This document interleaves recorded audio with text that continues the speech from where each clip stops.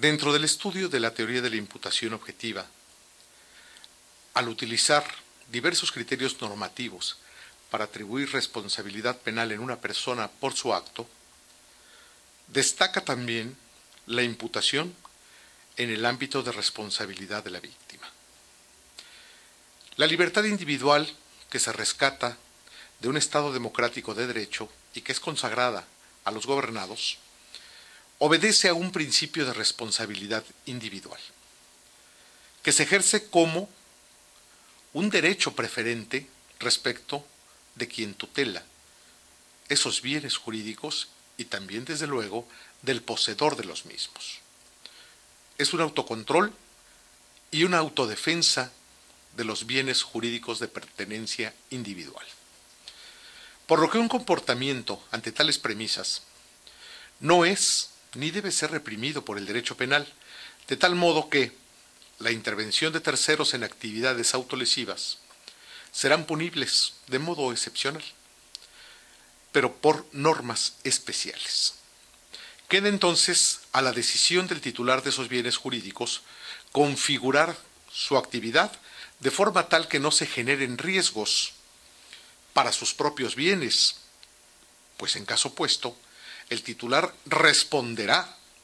de modo preferente respecto de los daños que pueda derivar de su descuidada actuación respecto de los bienes jurídicos propios. Un supuesto recurrente responde a la actividad de un sujeto que hace entrega a otro de una sustancia, con la que el receptor resulta lesionado al consumirla. Para delinear la relevancia de la conducta de la víctima en este contexto, habrá que tener en cuenta que el lesionado, quien surge como aparente víctima, haya actuado conjuntamente con el autor y que, conociendo y aceptando la peligrosidad del producto que le ha sido ofrecido, lo hubiera usado en bienes jurídicos que le pertenecen, esto es, en su integridad personal. Así es posible afirmar que se trata, en realidad, de un supuesto específico de intervención de la víctima en el hecho punible. Es relevante y puede hablarse de un principio de autorresponsabilidad cuando entre las premisas axiológicas prejurídicas, autorresponsabilidad como función de la prevención general positiva en cuanto al fin de la pena, que lo actualizan, y la determinación funcional de tal principio en el sistema de imputación jurídico penal, autorresponsabilidad como función de su teoría de la conducta típica, se constata el contenido de las normas de prevención o también de las decisiones normativas como punto de partida material de la reconducción de esta dogmática. Y debemos señalar que es una reconducción porque de otra manera el ilícito se conduciría a señalar la responsabilidad del suministrador de la sustancia como autor imprudente de las lesiones que presente el consumidor final. El principio de autorresponsabilidad, que es el argumento sólido de la imputación en el ámbito de responsabilidad de la víctima, obedece a la incorporación de individuos a la libertad organizacional de una sociedad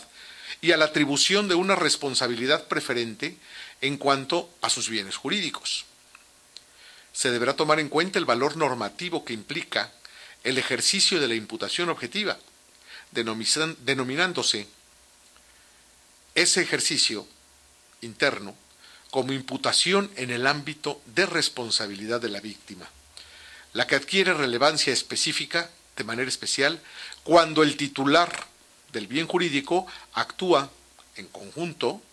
con otro en una actividad que produce una lesión a bienes jurídicos en cualquiera de ellos. Y así la actividad fuente de riesgo es posible acreditársela a los dos, o si hubo más, a más intervinientes en una esfera equivalente de aportaciones. El resultado lesivo deberá ser imputado en el ámbito de responsabilidad preferente de la víctima, la que deberá soportar así la lesión que se cause a sus bienes jurídicos y que fue causada, desde luego, en virtud de la creación de un riesgo.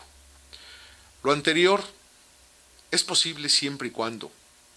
en primer lugar, la actividad hubiera permanecido en el ámbito y en los límites de lo organizado conjuntamente por autor y víctima. Segundo lugar, que la conducta de la víctima no haya sido instrumentalizada o inducida por el autor. Y en tercer punto, que el autor no hubiera tenido un deber de protección específico frente a los bienes de la víctima. Es decir, que hubiera guardado una posición de garante. Hemos tomado como ejemplo la entrega o suministro de un producto peligroso, pero también se puede establecer, y para mejor entendimiento, en la labor de quienes usan ilícitamente explosivos y otros componentes peligrosos. Resolver sobre imputar o excluir de la imputación la actividad en el ámbito de responsabilidad de la víctima no depende de la configuración fenomenológica de las aportaciones de ejecución material de la víctima y del autor, pues se debe tener en cuenta si el supuesto de ejecución que corresponde al autor es o ha sido provocado e igualmente si es o ha sido aceptado ex ante por la víctima. En este caso, la víctima es quien igualmente ejecuta de forma directa la actividad arriesgada. Aunque el hecho se presente ab initio como una conducta típica del autor, pero una vez que tenemos esclarecido el actuar conjunto de víctima y autor, se convierte indudable que el suceso debe ser imputado al ámbito de responsabilidad de la víctima, en ejercicio de la autonomía del comportamiento, la llamada autorresponsabilidad de la víctima. La atribución preferente de los posibles daños en su propio ámbito de responsabilidad es posible, y ese carácter preferente del ámbito de responsabilidad de la víctima no se puede seguir con las reglas generales y aún con las reglas especiales que determina la teoría de la autoría y de la participación del delito, al ser indefendible cualquier argumento que represente diferencias en el grado de responsabilidad que corresponde a cualquiera de los distintos intervinientes. Una vez que es corroborada la interacción que existe entre autor y víctima, habrá necesidad de ponderar el conocimiento y aceptación de ese resultado lesivo a todas las partes. Esto reconducirá el carácter del riesgo a la aceptación de la víctima, y así se le podrá dar el valor que le corresponde a ese instituto. Esto es necesario también en la medida en que la organización conjunta de ambos intervinientes no pueda fragmentarse para determinar cuál de las aportaciones merece un mayor o menor rango de importancia. Esto ya al interior del suceso. Pero tampoco se puede adecuar la imputación a quien haya sufrido o no el resultado lesivo producto del conjunto organizacional. En términos dogmáticos que describen la actividad normal de las actuaciones, la responsabilidad penal del interviniente corresponde con las aportaciones objetivas que se hubieran hecho en la ejecución de la actividad contenedora del riesgo. Esto es normal en la imputación al comportamiento, en donde se observa la inocencia de la víctima en el evento, pero en el ámbito de responsabilidad de la víctima, la conducción de la imputación cambia y habrá que reconducirla, pues el actuar conjunto en la preparación de la actividad arriesgada presupone la aceptación de la víctima de las posibles, aunque no aceptadas por los intervinientes, o hasta seguras, en el análisis de cualquier tercero, lesiones o consecuencias que pueda sufrir respecto de bienes jurídicos propios. Por ejemplo, las lesiones que sufre el acompañante de un conductor de vehículos que después de que han decidido conjuntamente en quién de los dos conduciría ese vehículo, por cuestiones de condiciones en el terreno o por cuestiones de condiciones atmosféricas, adversas, etc., lo que se intensificaría en los supuestos de competencias ilícitas de automóviles, y esto impacta en calidad de víctima, de probable víctima, a aquellas personas que son únicamente observadores de este tipo de competencias ilícitas, es decir, de aquellos que sin formar parte del duelo de velocidad se dedican única y exclusivamente a observar quién es el ganador o el perdedor. Otro ejemplo se puede ofrecer en quien, habiendo sido capacitado en el desarrollo de una actividad como es el lavado de cristales de un edificio de gran altura o de una torre, o el mantenimiento de jardineras divisorias en una autopista en donde circulan vehículos a gran velocidad o a velocidad normativamente permitida, aunque cuenten con el equipo necesario, ¿sí?, no existe una observación debida de la capacitación. O bien, ante la indebida capacitación o ante la debida capacitación, también se puede presentar por parte de la víctima, esto es del trabajador de las jardineras o del trabajador lavador de esos cristales en la torre, un desprecio por el uso del equipo protector. La consecuencia es que pueden presentarse lesiones en este tipo de trabajadores. Recibe definitivamente las lesiones y son de consideración en su persona. En estos supuestos, no puede imputarse responsabilidad en el contratista de esos expertos o de esas personas que se autopropusieron como expertos para que luego aparezcan como víctimas, porque claramente se observa que hay una actividad responsable que fue infringida por la víctima misma al momento de la realización. Hay que observar que en el análisis de la autoría y la participación, las líneas distintivas entre estas dos formas de intervención recaen en la mayor o en la menor proximidad de la acción al comportamiento típico. Desde luego, una subsunción que del comportamiento se haga en la parte objetiva y subjetiva del tipo, en tanto la determinación de responsabilidad de la víctima es nula, y para efectos de establecer esa imputación en el ámbito de responsabilidad de la víctima como un tema a tratar de la teoría de la imputación objetiva, es lo que se pretende al determinar si la conducta del autor es típica o si la interacción entre los intervinientes es reconducible al actuar de la víctima. Desde el punto de vista normativo, el denominador es sin duda el ejercicio de autorresponsabilidad, porque el actuar conjunto y el cumplimiento de los factores que establecen el ámbito de responsabilidad de la víctima se hace en términos objetivos, pero jamás de manera presuntiva. Así, la interacción del autor y de la víctima crea conjuntamente el ámbito de riesgo para los bienes que resultan afectados. Desde ese punto de vista, carece de sentido analizar la representación subjetiva que haya tenido el interviniente activo o aquel que no sufre un daño alguno, y mientras no se establezca, no haya un parámetro para establecer esta intervención que logra del que sufre el daño, no es posible tampoco que se establezca una condición en que figure el autor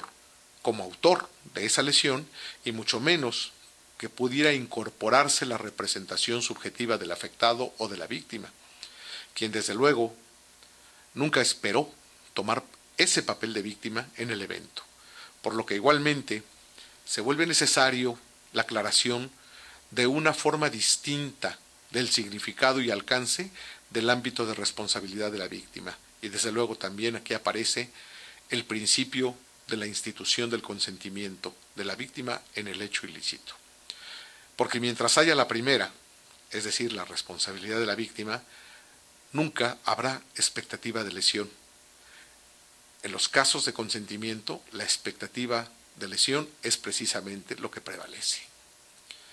Configurar la actuación conjunta desde un plano objetivo es indudable acudir al análisis del contenido subjetivo de aquellos intervinientes, cuando ven como probable o como seguro o como casi probable o casi seguro el resultado lesivo en el cuerpo de la víctima. Pero no podemos separarnos en ningún momento de esa conjunción organizacional. De otra forma, la imputación objetiva en el ámbito de responsabilidad de la víctima sería incompleta. De este análisis resulta el desconocimiento del riesgo que ha sido creado por el autor o por la víctima, y estaríamos posiblemente frente a otro tipo de evento. Aunque no parezca como decisiva ni tampoco como dependiente en la configuración del ámbito de responsabilidad de la víctima, hay que tomar en cuenta también la teoría de la representación y, en forma específica, la representación subjetiva de los intervinientes. Ha quedado establecido entonces que aunque no se tomen en cuenta los peligros, esto con una apreciación subjetiva o como datos subjetivos, para protagonizar el conjunto de actuaciones, siempre se recurrirá al análisis de la expectativa positiva o negativa que se tenga de esa lesión, los que nos permite, de alguna forma, advertir que en ningún caso se empleará en el ámbito de responsabilidad de la víctima cuando no tengan intervención la deliberación conjunta de actuaciones que haya estado presente en ese ejercicio de deliberación entre autor y víctima, es decir, que haya sido precisamente el centro de atracción de esa conjunción organizacional. La víctima que no participa en la actuación conjunta, es decir, en la preparación organizacional de los intervinientes, mantiene el carácter de víctima y ante ello responderán como autores los que hayan intervenido en la deliberación de las actuaciones conjuntas, sin importar que en el evento haya más pasivos, resultantes del ámbito de responsabilidad también de la víctima. El ejemplo de la competencia callejera, de la competencia ilícita de automóviles. La impericia de un conductor termina lesionando a uno de los jueces de esa ilícita competencia, quien se encontraba ubicado, coloquemos, en medio de los vehículos que competían para dar la señal de arranque o de inicio. Indudablemente se actualiza el ámbito de responsabilidad de la víctima para quien fungía como juez, pero este no alcanza a quien se encontraba paseando por la acera de una avenida en donde se está celebrando esa actividad ilícita de competencia. Tenemos que entender entonces que la actividad conjunta organizacional es precisamente la que puede engendrar la posibilidad del ámbito de responsabilidad de la víctima o bien puede exentar esta para determinar quién es autor y quién es partícipe en un hecho ilícito. Deja totalmente afuera, mantiene la calidad de víctima de aquellas personas que no hayan configurado esa conjunción organizacional y que desde luego también hayan tenido una expectativa de comportamiento distinto de quienes fueron los autores de las lesiones que pueden presentar. Muchas gracias.